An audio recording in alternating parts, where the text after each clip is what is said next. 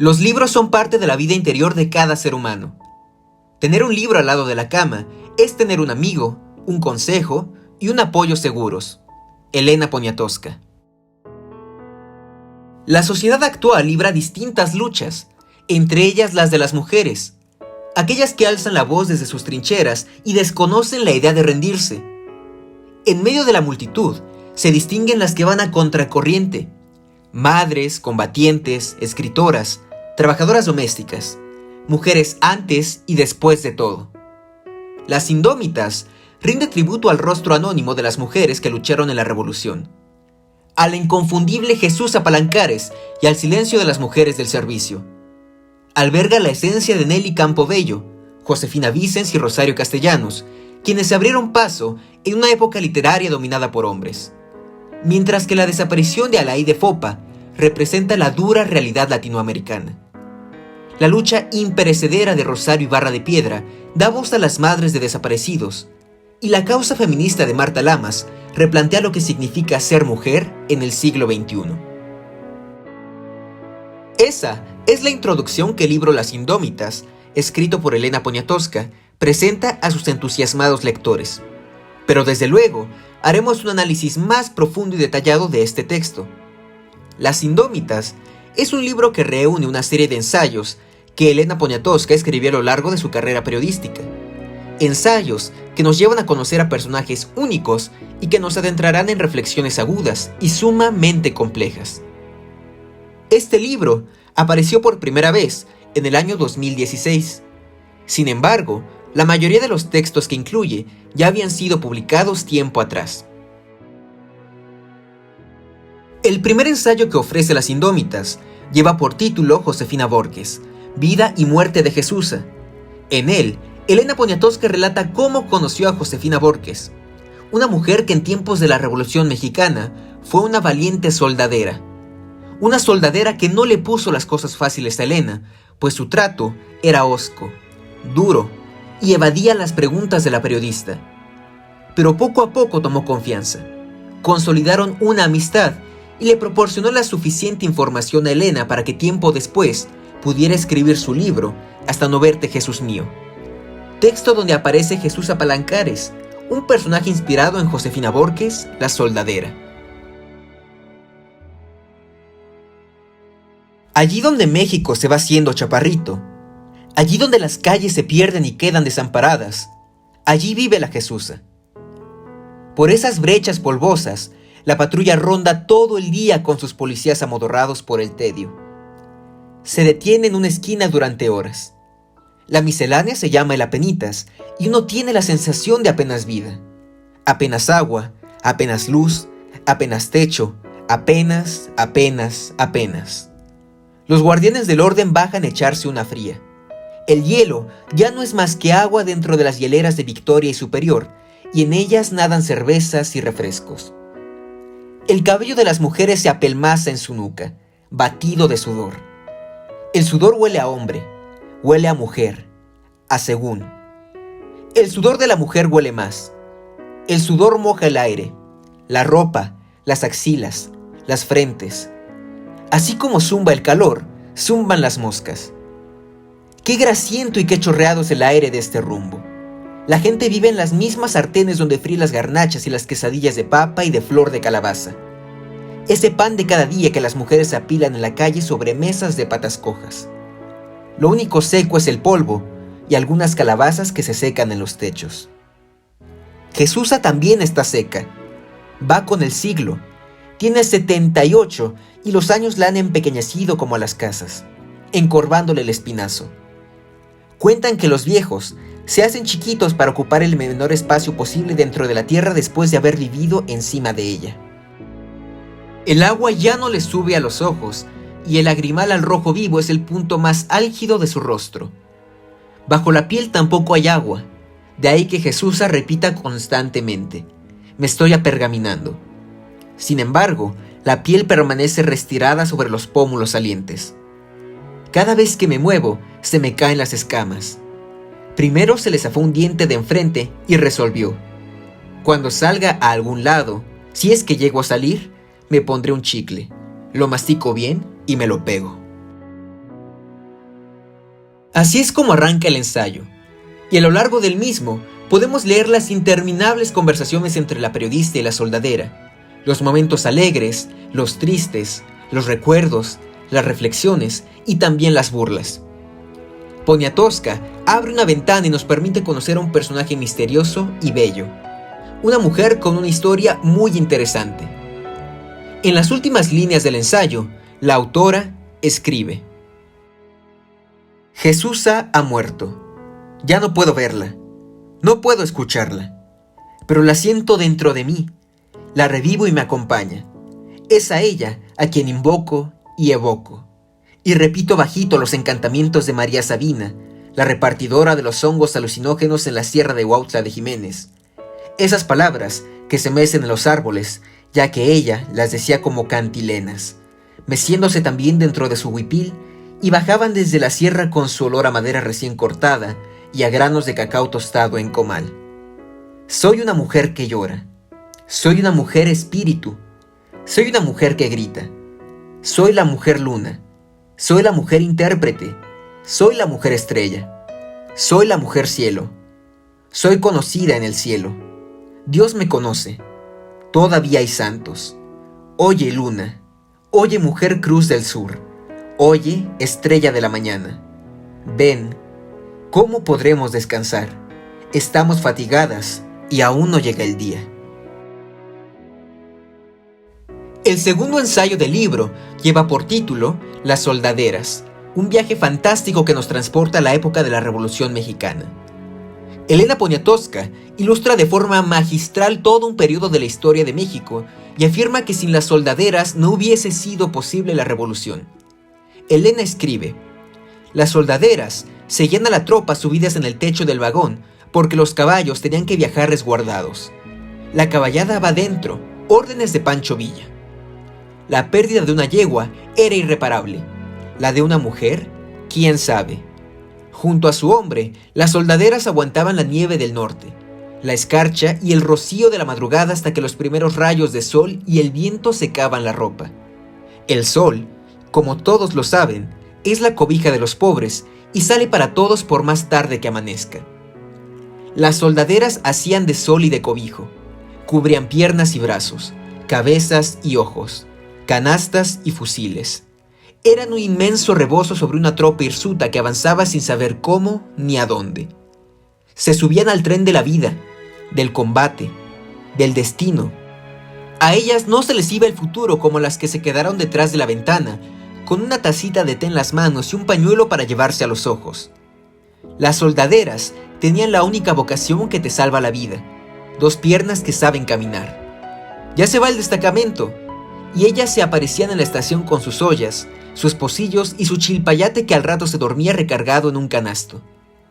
También traían su perro bravo, o su puerquito, sus 3 gallinas, o su calandra en jaula, o un cenzontle que cubrían en la noche con un trapo y escuchaban durante el día. En las soldaderas, Elena Poniatowska retoma otros textos importantes, como es el caso del ya famoso libro Los de Abajo de Mariano Azuela, y también se dirige a cintas como La Generala, protagonizada por María Félix. Ya no tardan en llegar las armas. Jesse ahí sigue más puesto que un tecolote. Voy a distraerlo. ¿No será que ya le anda por verlo? ¿Y tú quién eres para celarme? Es que se parece mucho a su hermano. Ya estoy harta de que te metas conmigo. Yo no fui a buscarla. Usted fue la que se metió conmigo. Tú no eres nadie. Yo estoy en esto por Manuel. Usted está en esto porque trae su revolución por dentro. Igual que su hermano.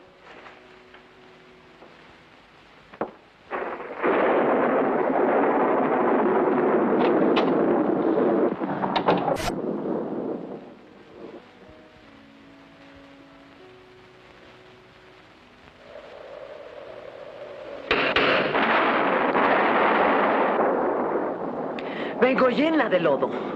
Buenas noches. ¿Y qué le molesta mi visita? No, solo que usted siempre me sorprende. ¿Por qué? Porque no la entiendo. ¿Y eso le preocupa? No me gusta lo que no entiendo. Entonces sí le molesta mi visita.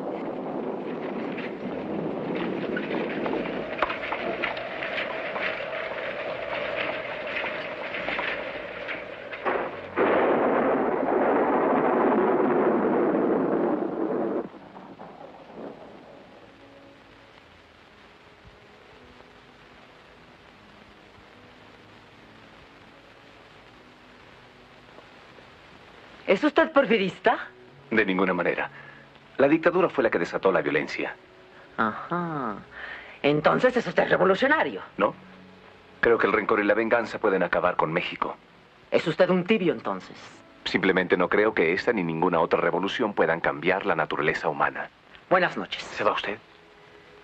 Sin siquiera decirme que vino. Tampoco eso lo comprendería.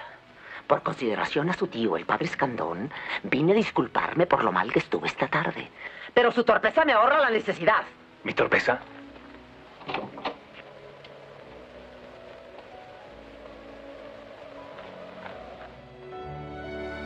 El ensayo explica terriblemente que en ocasiones los villistas y los carrancistas robaban mujeres, y a esas mujeres robadas y violadas no les quedaba otra que convertirse en soldaderas. Existe un fragmento donde Elena explica que Pancho Villa fue un desalmado que trató muy mal a las mujeres. Esto lo confirman José María Jaurrieta y el novelista Rafael Muñoz, autor de Se llevaron el cañón para Bachimba. Su retrato hablado de Villa es impactante. Se nos graba en la memoria el brillo duro de sus ojos, su bigote hirsuto, los dientes, la piel quemada por los vientos del invierno norteño, la crueldad de sus actitudes. Según don Rafael, el 12 de diciembre de 1916, los Dorados arrebataron a los carrancistas la estación de ferrocarril de Santa Rosalía, Camargo, Chihuahua. Hicieron prisioneros a 60 soldaderas con sus hijas. Un disparo salió del grupo de mujeres y alcanzó el sombrero del Centauro del Norte, quien preguntó quién había disparado. Una mujer vieja, picada de viruelas, levantó el brazo y dijo: todas quisiéramos matarte. Los infantes las amarraron, 4, 5 o 6 en cada manojo. Apretaban bien las cuerdas, ceñían las carnes. En poco tiempo, las 60 mujeres quedaron atadas en 10 o 12 mazos de carne humana, unos verticales, otras tiradas en el suelo como bultos de leña, como barriles. Prefirieron morir quemadas a delatarse. A su vez, muchas soldaderas llegaron a vestirse de hombres y a conseguir victorias impecables en el campo de batalla. Los periódicos que más hablaban de las soldaderas fueron El Diario del Hogar, de Filomeno Mata, Vesper, de Belén Gutiérrez de Mendoza, Regeneración de Ricardo Flores Magón, entre otros.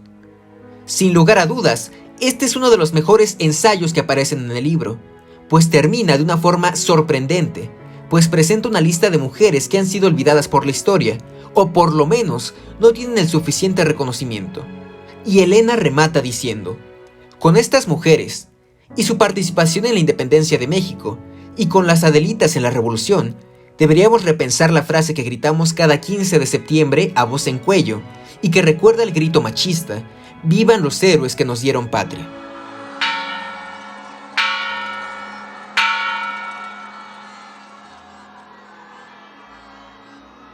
Mexicanos, vivan los héroes que nos dieron patria y libertad. El tercer ensayo incluido en Las Indómitas se llama Nelly Campobello, la que no tuvo sepultura. En este escrito, Elena Poniatowska habla sobre la vida, obra y trascendencia en la danza y en la literatura mexicana de Nelly Campobello, una mujer inigualable.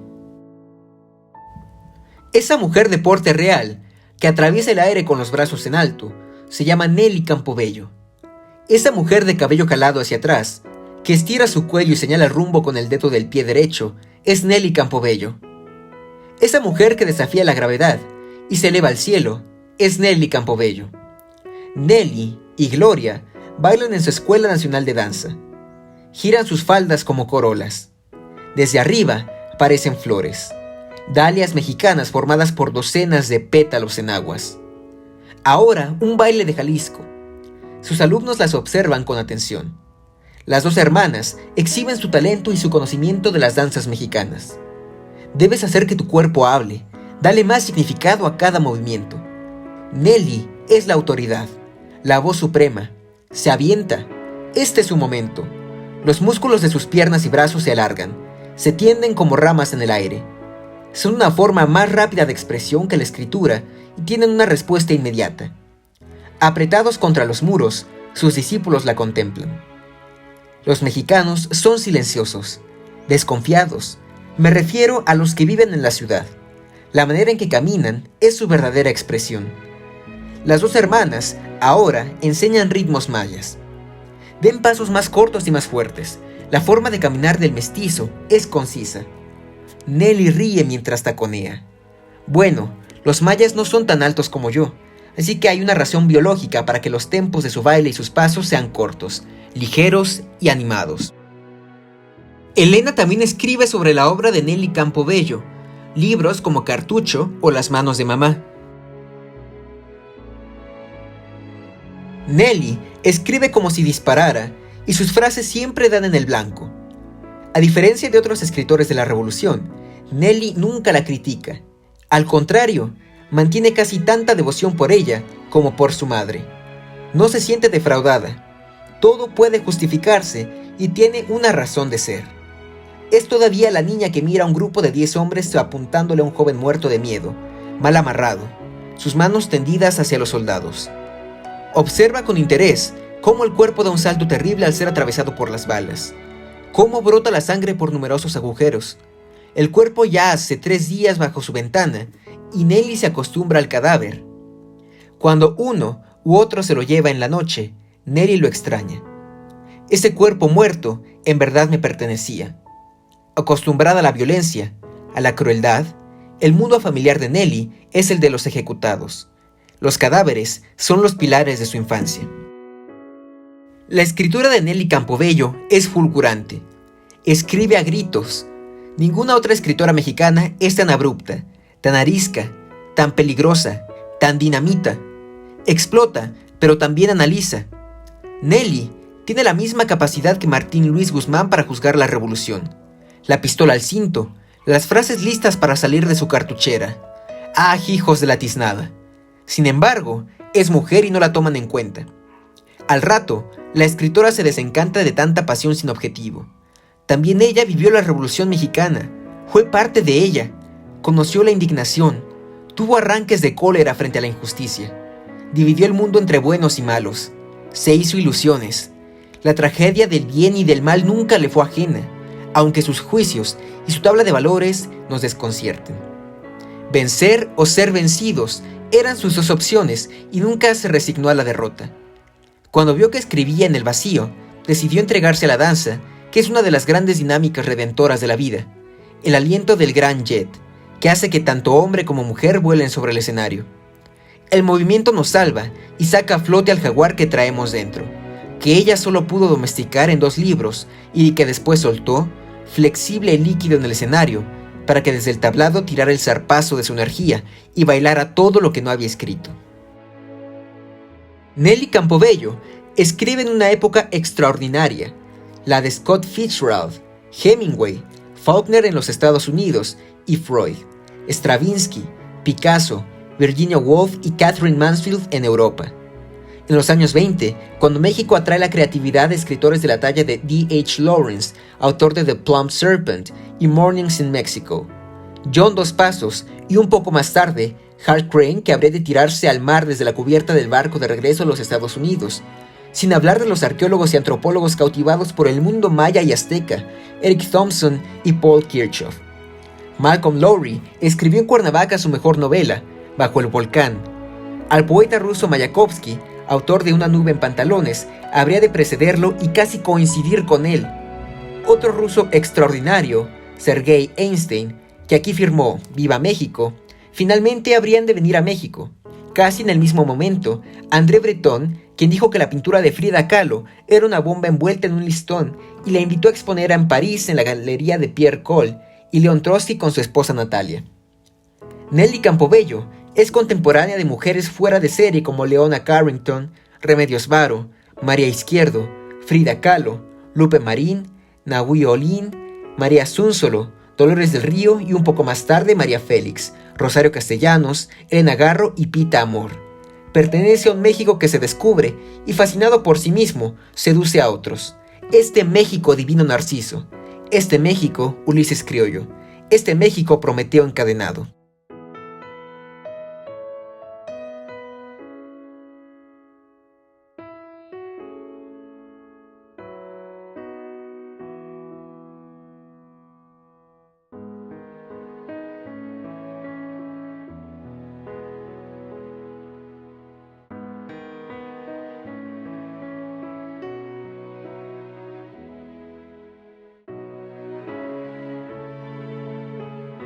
En 1984, Nelly Campobello desapareció sin dejar rastro alguno. Muchos la buscaron incansablemente, pero no apareció. Tiempo después, se supo que fue raptada por una exalumna suya y su esposo. Murió en 1986, pero nadie se enteró de su fallecimiento hasta años después. El cuarto ensayo del libro se llama Josefina Vicens, a 2 libros de la inmortalidad. En él, Poniatowski escribe y narra cómo logró entrevistar a la escritora Josefina Vicens. En 1958, entrevisté a Josefina Vicens. Recuerdo que llegó antes que yo a la cita frente al edificio Azul Cielo de Cinematografía en División del Norte. La vi desde el coche, recargada en la reja, un mechón gris sobre un ojo. Traje pantalón de tweed, impermeable al brazo. Parece personaje de una película de Antonioni, pensé. Uno de esos seres tristes y dolidos que nos taladran con su imagen durante días, meses y años. Luego, las dos subimos por el elevador hasta el último piso y nos sentamos en el café. Hacía como 10 o 15 años que no había visto a la Peque. También la recuerdo en la carretera México-Cuernavaca, cuando todos los automóviles se detenían para rodar el nuestro, que había quedado boca arriba. ¿Qué tienes? ¿Qué te pasó? ¿Se te ofrece algo? Guillermo Haro y yo nos volcamos cuando yo manejaba y él se fracturó la clavícula. Entre la nebulosidad del accidente, recuerdo su rostro ansioso. ¿Qué puedo hacer? ¿En qué ayudo? ¿Qué hago? Con razón, dice ella. Soy muy de la vida más que de nada. De la vida de mis amigos. Los sufrimientos de los demás me atrapan mucho y acepto enredarme. Yo me enredo mucho en la vida y la disciplina de escribir la cambio por el deleite de sufrir y vivir. Fue un trancazo cuando el libro vacío se sacó el premio Villaurrutia y nadie sabía quién era Josefina Vicens. Creo que fue enormemente aceptada, que en ese momento sí ella no pudo ni siquiera pretextar de lejos ni el anonimato ni el desconocimiento. Creo que premian a un libro que es de vanguardia. Que era muy chaparrita, pero parece ser que el nombre no se debió a su pequeña estatura, sino a que ella entró a trabajar a los 14 años y era la peque de toda la gente que trabajaba allí. El mundo laboral de Josefina Vicens fue siempre un mundo masculino. Bueno, ella era muy de sindicatos y muy aguerrida y era una mujer muy, yo le diría bélica, pero una mujer con cierto tipo de orden, de mando, que le venía muy bien, porque generalmente era una mujer cauta. Y para ella la identidad masculina era más que la identidad masculina en sus personajes y en algunos de sus registros como autora, era un método para no ser descalificada de antemano, por un lado, y por otro para adentrarse en una psicología que la atraía enormemente. La psicología masculina sin fuerza, la psicología masculina que no dejaba impronta, el anti-Pedro Armendáriz, por así decirlo. En 1958, la editorial Compañía General de Ediciones publicó El libro vacío. Apareció de milagro porque la Peque se retorcía las manos de angustia ante su inminente publicación. Pidió las primeras galeras, las corrigió en forma despiadada. Luego pidió segundas y como atención especial se las dieron, pero cuando pidió las terceras el editor le dijo: «Señora Vicens, esto es plomo, son tablas de plomo. Cada vez que usted nos cambia una palabra, a nosotros nos cuesta dinero. No puede usted corregir su libro con esta ferocidad». Sin embargo, la Peque encontró la manera de ir a la imprenta sin que lo supiera el editor, hacerse amiga de un corrector y aguardarlo a las 5 de la madrugada.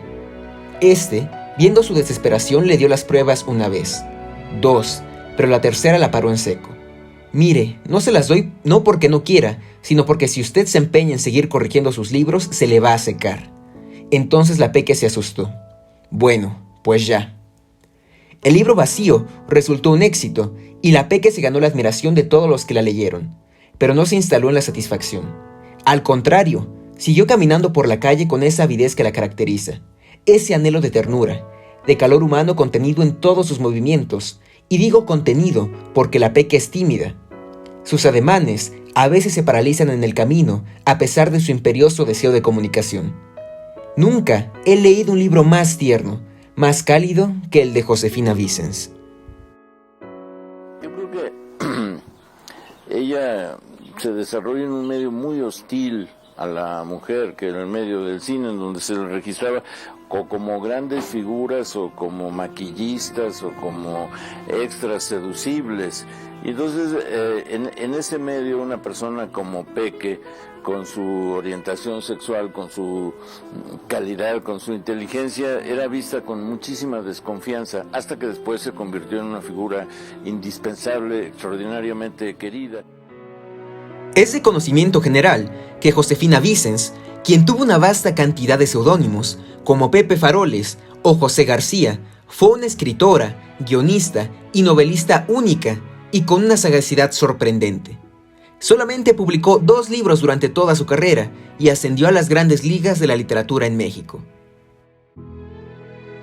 En 1958, Josefina Vicens, antes anónima, se consagró como novelista con el libro Vacío, cuyo protagonista es un burócrata tan común como su nombre, José García, que es lo mismo que decir Juan Pérez. Sin embargo, comparte las inquietudes de un personaje sartreano. Se debate entre el ser y la nada. Por esta novela, la Peque recibió el premio Javier Villaurrutia ese mismo año. Al hacer la entrega de la presea, Jaime Torres Bodet definió el libro Vacío como una de las mejores expresiones poéticas de un pensamiento que es como un mar interior quieto e inmóvil, en el que la realidad se mira con videncia deslumbrante. Enfatizó que este premio creado y donado hace 4 años por una sociedad de intelectuales era la recompensa más digna y más justa a un libro excelente. Momentos antes, Octavio Paz, ganador del premio en 1956, habló de la aparición de un grupo importante de escritores, novelistas, dramaturgos y ensayistas, cuyas obras son muy diferentes de las que marcaban a los escritores de la época anterior. Paz hizo mención a otros libros publicados en 1958, merecedores de atención: El solitario Atlántico, de Jorge López Páez, y La región más transparente, de Carlos Fuentes. Tan elogiosa fue su crítica que Josefina Vicens usó su carta como prefacio a la segunda edición del libro Vacío. Querida amiga, recibí tu libro. Muchas gracias por el envío. Lo acabo de leer. Es magnífico, una verdadera novela, simple y concentrada, a un tiempo llena de secreta piedad e inflexible y rigurosa. Es admirable que con un tema como el de la nada, que últimamente se ha prestado a tantos ensayos, buenos y malos, de carácter filosófico, hayas podido escribir un libro tan vivo y tierno. También lo es que logres crear, desde la intimidad vacía de tu personaje, todo un mundo. El mundo nuestro, el de la pequeña burguesía. ¿Naturalismo? No, porque las reflexiones de tu héroe, siempre frente a la pared de la nada, frente al muro del hecho bruto y sin significación, traspasan toda reproducción de la realidad aparente y nos muestran la conciencia del hombre y sus límites, sus últimas imposibilidades. El hombre caminando siempre al borde del vacío, a la orilla de la gran boca de la insignificancia, en el sentido lato de esta palabra. Y aquí deseo anotar una reflexión al vuelo. Literatura de gente insignificante, un empleado, un ser cualquiera, filosofía que se enfrenta a la no significación radical del mundo y situación de los hombres modernos ante una sociedad que da vueltas en torno a sí misma y que ha perdido la noción de sentido y fin de sus actos. ¿No son estos los rasgos más significativos del pensamiento y el arte de nuestro tiempo? ¿No es esto lo que se llama el espíritu de la época? Rescatar el sentido de la historia, personal o social, vida íntima o colectiva, enfrentar la creación a la muerte, la ruina, el parloteo y la violencia. ¿No es una de las misiones del artista? Eso es lo que tú has realizado en el libro Vacío. Más allá de las imperfecciones o debilidades que los diligentes críticos encuentren en tu obra, pues, ¿qué es lo que nos dice tu héroe? Ese hombre que nada tiene que decir. Nos dice nada, y esa nada, que es la de todos nosotros, se convierte por el mero hecho de asumirla en todo, en una afirmación de la solidaridad y fraternidad de los hombres. Y así, un libro individualista resulta fraternal, pues cada hombre que asume su condición solitaria y la verdad de su propia nada, asume la condición fatal de los hombres de nuestra época y puede participar y compartir el destino general. Y ahora quiero confiarte algo personal: la imposibilidad de escribir y la necesidad de escribir. El saber que nada se dice, aunque se diga todo, y la conciencia de que solo diciendo nada podemos vencer a la nada y afirmar el sentido de la vida. Yo también, a mi manera, Lo he sentido y procurado expresarlo en muchos textos de Águila o Sol, y en algunos poemas de otros libros. No digo esto por vano afán de precisión literaria, sino por el simple placer de señalar una coincidencia. Ahora que reina en tanto espíritu la discordia y la ira divisoria, es maravilloso descubrir que coincidimos con alguien y que realmente hay afinidades entre los hombres. Creo que los que saben que nada tienen, lo tienen todo. La soledad compartida, la fraternidad en el desamparo, la lucha y la búsqueda. Gracias de nuevo por el libro vacío, lleno de tantas cosas, tan directo y tan vivo. Octavio Paz, septiembre de 1958. El quinto ensayo está dedicado a Rosario Castellanos, una escritora inigualable en su género, que dotó las letras mexicanas de una gran riqueza. Elena Poniatowska escribe: el 15 de febrero de 1971 es un día clave en la causa de la mujer. Rosario pronuncia su discurso en el Museo Nacional de Antropología e Historia.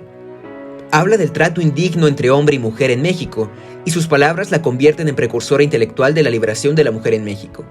Por primera vez, a nivel nacional, Rosario denuncia la injusticia en contra de la mujer y declara que no es equitativo ni legítimo que uno pueda educarse y el otro no, que uno pueda trabajar y el otro solo cumpla con tareas domésticas que no ameritan remuneración, que uno es dueño de su cuerpo y el otro no. Este grito de Rosario, porque fue un grito, tuvo una amplia resonancia. Nadie hasta entonces, ninguna diputada, ninguna senadora se había ocupado de la condición femenina, y si lo pretendió, lo hizo tan tímidamente, levantó la mano con tantas precauciones que nadie la vio. Hasta 1971, las mujeres en el poder eran asimiladas por él. Su voz no se aislaba en la unidad del coro por temor a perderla. Las mujeres adoptaban el patrón masculino y triunfaba el hombre que hay en todas nosotras. Rosario, ya dentro del engranaje oficial, gritó airada. Toda su obra, a partir de 1955, estaba encaminada hacia ese grito de denuncia. De hecho, el grito es su obra misma, ya que Rosario Castellanos se la pasó tratando de explicarse a sí misma y de explicarnos qué significa ser mujer y serlo en México. Rosario, esa mujer que gritó en un páramo inmenso, es el ejemplo más sólido de vocación literaria que se ha dado entre nosotros. No pienso en Sor Juana, porque es un fenómeno aparte, imposible de catalogar.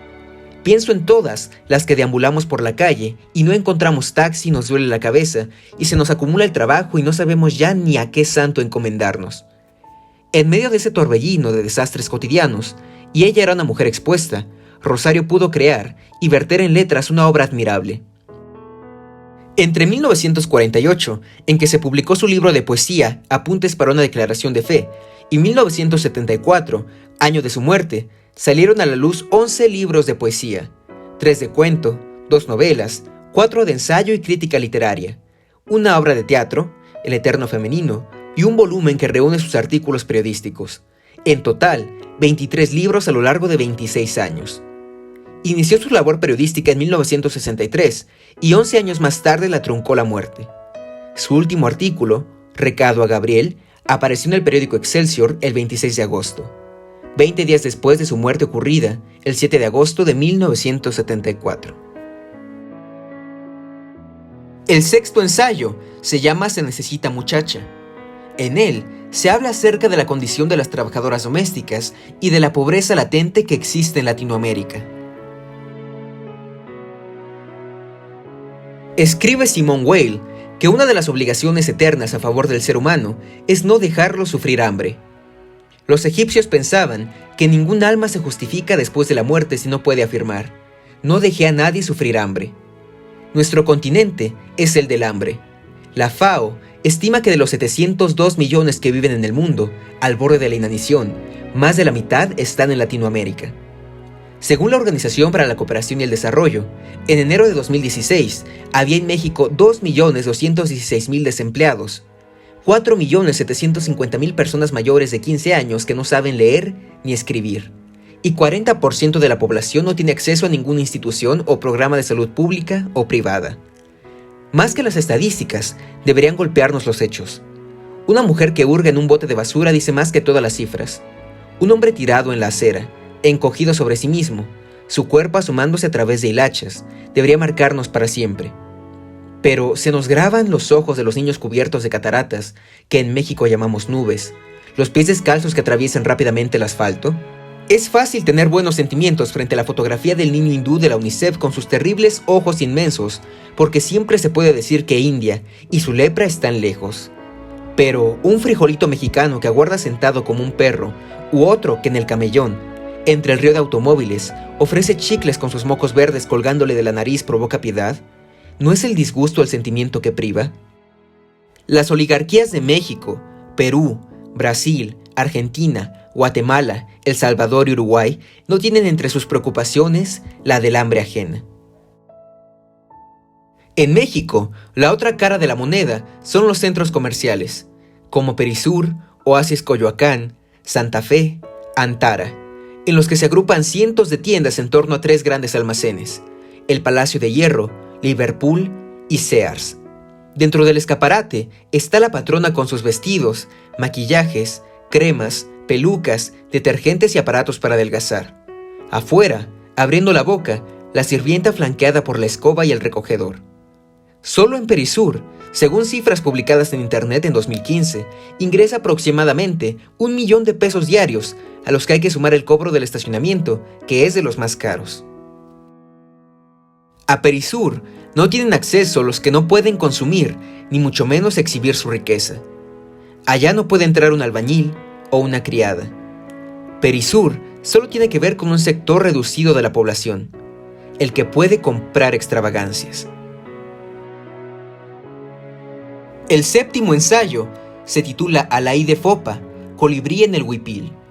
En él conocemos la vida de una persona cuyo destino fue terrible.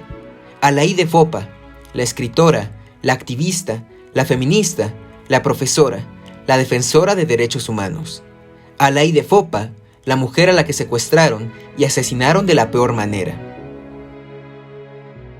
El 19 de diciembre de 1980, en la ciudad de Guatemala, un día antes de su regreso a México, el auto de doña Julia Falla fue interceptado por policías del G2, el Ejército de Guatemala, en pleno centro de la capital.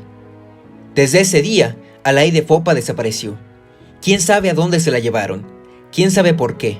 Solo el ejército guatemalteco lo sabe, y solo la guerrilla lo sospecha y lo teme como lo previó Mario, el guerrillero. A partir de ese momento, sus amigos se movilizaron en México. Manifestaciones, mítines frente a la Embajada de Guatemala, visitas a funcionarios, programas de televisión y protestas en los diarios.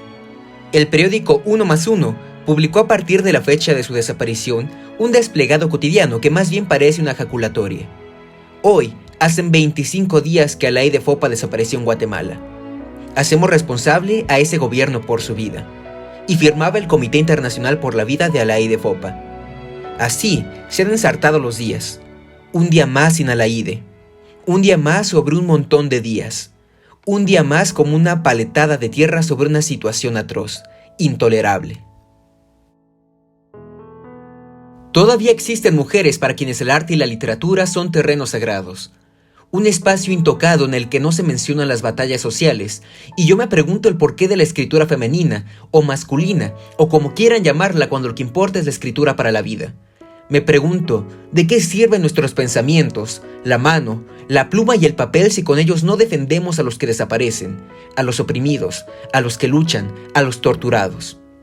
Hasta hace poco se encontraba entre nosotros una mujer, compañera, amiga, escritora que compartía la vida que seguimos llevando tranquilamente, y resulta que ahora no podemos levantarnos en asamblea y exigir que se nos diga qué le pasó, dónde y cómo está, qué delito cometió, quién la juzgó y si se le condenó. Si así fue, que se nos condene también a nosotras porque vivimos como ella, trabajamos como ella y deseamos para América Latina lo mismo que ella. Rosario Ibarra de Piedra, diario de una huelga de hambre, el 8º ensayo, nos cuenta la historia de Rosario Ibarra de Piedra, quien realizó una serie de manifestaciones y huelgas por la lucha de los desaparecidos en México. Pues desde el año 1974 su hijo desapareció y nunca más lo volvió a ver. En este ensayo podemos conocer un poco de la vida de una mujer que ha tenido una gran influencia en ámbitos políticos y sociales en México. Ha sido nominada en distintas ocasiones para ganar el Premio Nobel de la Paz y también ha sido candidata para la presidencia de la República. Fundadora del Comité Eureka y del Museo Casa de la Memoria Indómita, centro cultural dedicado a la desaparición forzada en México. Que sean receptivos y que lleven el mensaje de unidad, de dignidad, de valor y de decisión para acabar con los malos gobiernos de México y del mundo. María del Rosario Ibarra de la Garza nació en Saltillo, Coahuila, en 1927. Es mejor conocida como Rosario Ibarra de Piedra, activista, luchadora social y política mexicana. Su activismo inició tras la desaparición forzada de su hijo, Jesús Piedra Ibarra, en 1974. Él fue acusado de pertenecer a la Liga Comunista 23 de septiembre. Durante años solicitó información al gobierno sobre el paradero de su hijo.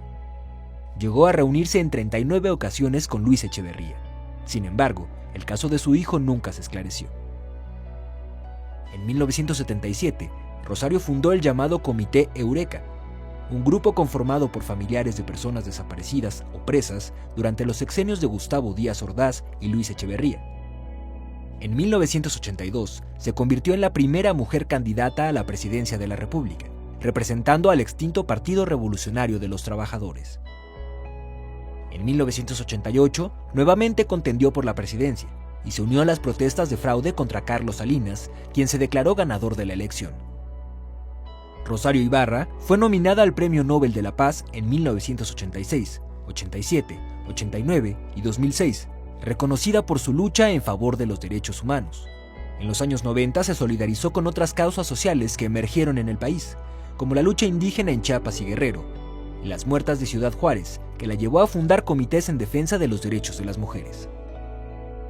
En su andar político fue senadora por el Partido del Trabajo, y en 2012, al terminar su periodo como legisladora, fundó el Museo Casa de la Memoria Indómita, para reivindicar a personas víctimas de desaparición forzada y desaparecidos por motivos políticos. Su vida como activista también la llevó a la pantalla grande, a través del documental Rosario, que relata la labor realizada por esta mujer por más de 40 años. En 2019, Rosario Ibarra de Piedra recibió la Medalla al Mérito Eduardo Neri, Legisladores de 1913, de la Cámara de Diputados, y fue reconocida entre más de 400 propuestas con la Medalla Belisario Domínguez, el máximo reconocimiento que otorga el Senado mexicano.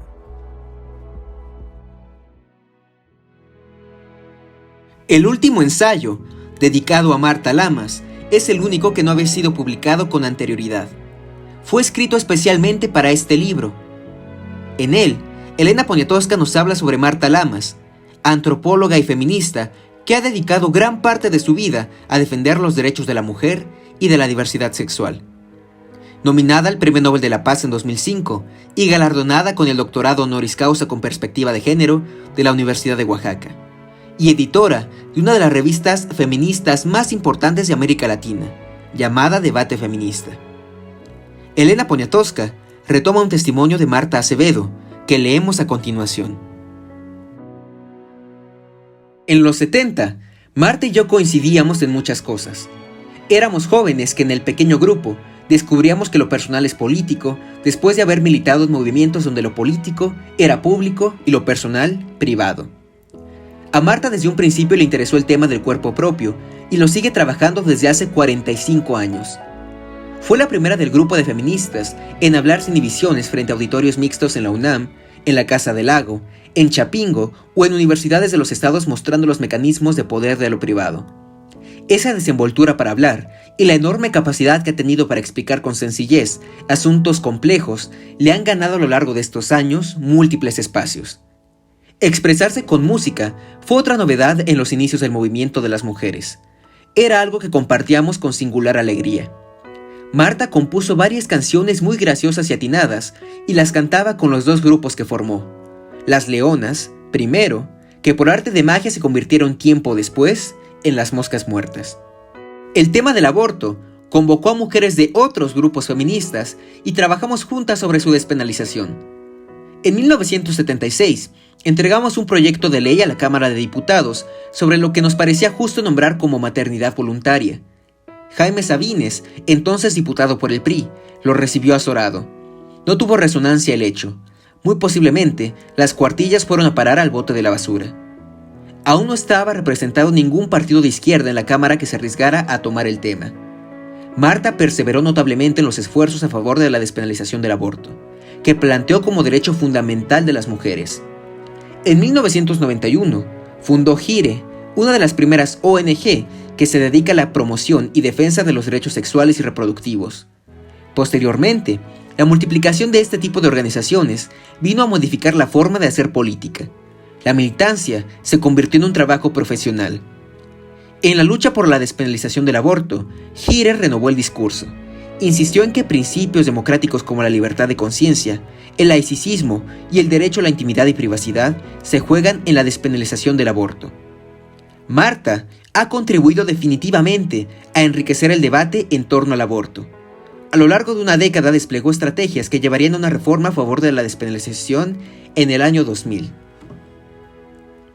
3 años después, con varias organizaciones ciudadanas, presentó ante diputados de la Asamblea Legislativa una propuesta muy bien estructurada que anulaba la condición de delito del aborto durante los primeros 3 meses de embarazo. 27 años después de iniciada la lucha en el 76, se logró en el DF lo que habíamos pretendido para todo el país. Además de GIRE, la militancia de Marta ocupa otros espacios. En 1990, funda Debate Feminista, una herramienta única de consulta para documentar lo que se refiere al cuerpo y lo social. Una revista de más o menos 400 páginas que durante 25 años salió semestralmente. No en balde el nombre. Lo que Marta pretendía era que la revista sirviera para debatir, en el plano teórico, temas claves del movimiento feminista internacional. Es significativo que el último número de Debate incluya un balance del aprovechamiento que el neoliberalismo ha hecho del feminismo. Después de 50 números, Marta deja de editar la revista y el Programa Universitario de Estudios de Género de la UNAM continuará la edición bajo la dirección de una mujer que desempeñó desde el principio un papel clave, Hortensia Moreno. La divulgación de la perspectiva de género ha sido otra preocupación de Marta. Sus artículos en Proceso, el espacio televisivo, en El Mañanero, Combroso, los talleres en distintos ámbitos y su cátedra en el ITAM y en la UNAM dan cuenta de ese incansable afán. Sería difícil entender el feminismo en México sin la participación decisiva de Marta Lamas, quien ha sabido poner a favor de una causa su energía, su inteligencia, su sentido del humor. En este texto también se presentan muchos testimonios de distinguidos escritores, entre ellos Carlos Monsiváis, uno de los mejores amigos de Marta Lamas. Sobre el 16 aniversario de la revista Debate Feminista, Carlos dice: creo que ciertamente Debate es el producto de un grupo, de una actitud, de las distintas formas de pensamiento que cristalizan o descristalizan en relación a la perspectiva o las perspectivas feministas. Pero que también Debate es el producto muy directo de la obsesión, la monomanía, la terquedad, la ambición metonímica y metafórica de Marta Lamas, que no es posible regatearle méritos. A veces uno llega, si la trata de una manera frecuente, a proyectos de asesinato. Tengo que ser sincero, pero una vez que transcurre esa intención benévola, tiene uno que rendirse a la evidencia. Marta Lamas ha hecho muchísimo, ha sido constante, ha planteado perspectivas, ha reunido gente muy dispar, ha integrado sobre la marcha distintos equipos de trabajo, ha centuplicado su energía, ha tomado las causas que nadie pensaba adoptables, también algunas que se pensaban adoptables, y ha sido en todo momento un ejemplo a contrario sensu, y un ejemplo en el sentido más panorámico del término. Creo que Debate es un esfuerzo colectivo, pero que Debate también es el producto de ese colectivo que se llama, unívocamente, Marta Lamas. Y la verdad, le rindo un homenaje, que espero ustedes no divulguen porque no lo volveré a sostener en público. Al ser 9 ensayos los que aparecen en este libro, se vuelve una tarea complicada hablar de ellos extensamente. Aquí solo mencionamos una parte muy pequeña, pero valiosa, de lo que puede encontrar usted en este libro. El único modo de saber los secretos que guarda Las Indómitas, de Elena Poniatowska, es leyéndolo. En este libro, por ejemplo, está Marta Lamas y luego están las soldaderas, que son de las de la Revolución Mexicana, Y luego también está más bien, ese libro se refiere también a Perú, a las peruanas, pero es sobre Se necesita muchacha, sobre las que vienen, y las condiciones en Perú son 1000 veces peores que las mexicanas, porque incluso una me contó que dormía a los pies de la cama de su patrona y que cuando la patrona se levantaba, ella le hacía de pantuflas, es decir, le servía, la pisaba. Las mujeres invisibles, las soldaderas, las madres de los desaparecidos cuyo movimiento ha encabezado Rosario Ibarra desde los años 70, las feministas representadas por Marta Lamas, la crueldad que padeció Nelly Campobello, todo esto forma parte de Las Indómitas, el libro de ensayos y artículos periodísticos que Elena Poniatowska presenta en la FIL de Guadalajara.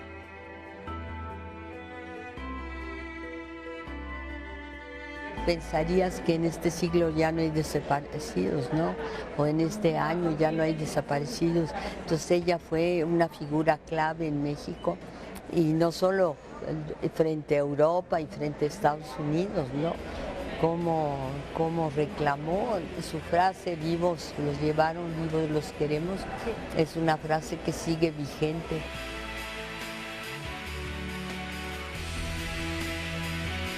Fue una mujer extraordinaria que también, a través de ella, también me acerqué a las soldaderas, que siempre eran consideradas, que les decían colchón de tripas de los soldados, galletas de capitán, casi les decían hurgamanderas, casi las ninguneaban todo el tiempo.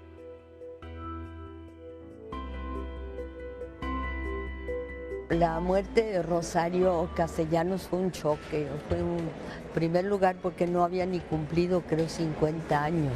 La enterramos bajo la lluvia, recuerdo, y fue una pérdida enorme porque era una mujer que solo había hecho muchísima poesía, a mi juicio muy buena, ensayo, porque era también periodista, hacía crítica literaria muy buena.